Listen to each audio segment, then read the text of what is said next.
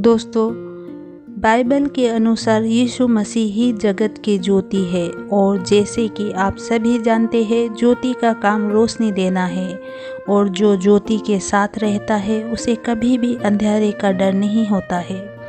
दोस्तों, जिसके मन में खुशी हो, हर तरफ से संपन्न हो, कुछ भी घटी ना हो, उसके लिए हर दिन एक रोशनी का पर्व दिवाली की तरह होता है। और जिसके मन में अनेक चिंता, घटी, कमी, तंगी, मुसीबतों से घिरा जीवन हो, तो रोशनी का त्यौहार दीपावली में चाहे जितना भी दीपक लाइट जला ले, सही मायने में वो अंधेरे में ही रहता है।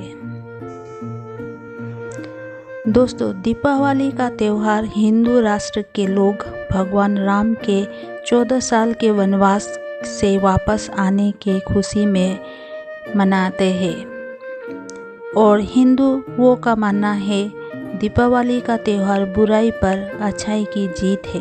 पर बाइबल में यीशु मसीह ने कहा है यूहन्ना 14:6 में कि मार्ग, सत्य और जीवन में ही हूँ, बिना मेरे कोई स्वर्ग के राज्य में प्रवेश नहीं कर सकता।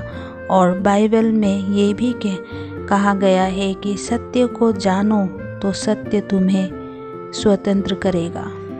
और इससे ये भी साफ हो जाता है कि सच क्या है और किस में है। इसलिए विश्वासी समझ गए होंगे कि विश्वासियों का ध्यान कहाँ और किस पर होना चाहिए। दोस्तों, आज बहुत सारे विश्वासी भाई बहन उन लोगों की इच्छाओं पर चल रहे हैं जिसके पास सत्य यानी आत्मिक रोशनी नहीं है, क्योंकि जिसके पास सत्य को जानना है, जिसने भी सत्य को जाना है, उसने रोशनी, ऐसा रोशनी को पाया है जो पूरी जगत को उजाला कर सकता है और किया भी है। और जिसके पास रोशनी है उसके पास आत्मा है जो आपको हर मुसीबत में रास्ता बताता है, बचाता है और कुछ घटी कमी होने नहीं देता है। इसलिए विश्वासी भाइयों से आग्रह है कि 2 या 3 दिन के चकाचौंध आँखों को धोखा देने वाली रोशनी में ना पड़े, क्योंकि ऐसा करने का मतलब है कि कुछ देर के लिए आप परमेश्वर यहोवा से समझौता कर रहे हैं, यीशु मसीह के बलिदान को कुछ पल के लिए सवाल उठा रहे हैं और पवित्र आत्मा को धुतकार रहे हैं। आज अनेक त्योहार, प्रथा और उत्सव को मनाया जाता है।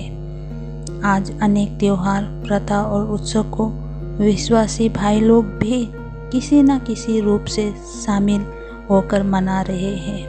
पर क्या इसमें किसी भी तरह शामिल होना उचित है?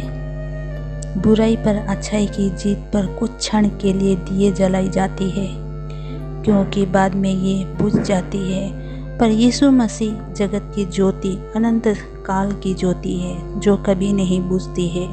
दोस्तों, आज त्योहार के समय लोग शॉपिंग कर रहे हैं, घरों को सजा रहे हैं, पर असल घर तो आपका हृदय है जिसमें स्वयं परमेश्वर निवास कर रहे हैं। और इन सब में विश्वासी भी किसी न किसी रूप से शामिल होकर अपने आत्मा में विराजमान परमेश्वर से समझौता करते हैं कि मैं इन सांसारिक लोगों को खुश करने के लिए इनमें शामिल हो जाता हूँ, बाद में फिर आपके पास आ जाऊँगा। क्या ऐसा समझौता करने से परमेश्वर का आत्मा आपके हृदय में वास करेगा? दोस्तों, एक बात हमेशा याद रखना, परमेश्वर सर्वशक्तिमान है और उसी ने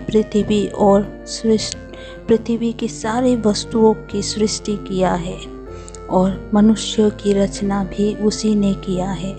और उसे जानने और आत्मा के रूप में पाने के बाद एक पल की भी समझौता करने पर आपका जीवन नरक में धकेला जा सकता है।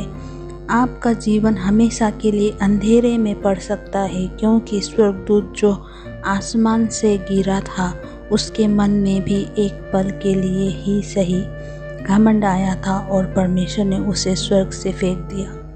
आप और मैं तो मामूली इंसान हैं और घंटों दिनों तक सांसारिक खुशी, चकाचौंध, उत्सव, त्योहार, प्रथाओं में खोए रहते हैं।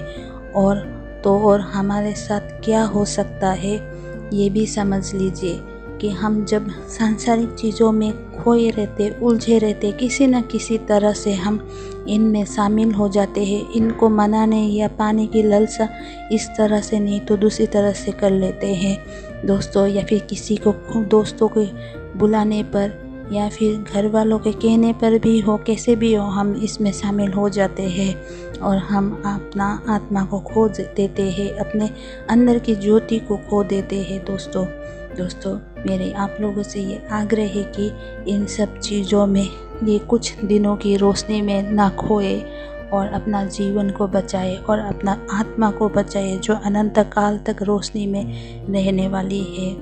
तो दोस्तों, मेरा आज का वचन कैसा लगा आपने सुना है तो please like, share and subscribe कीजिएगा, और कुछ सवाल है तो कमेंट कीजिएगा। आज मेरे लिए इतना है। मेरी अगली वीडियो आने तक आप सब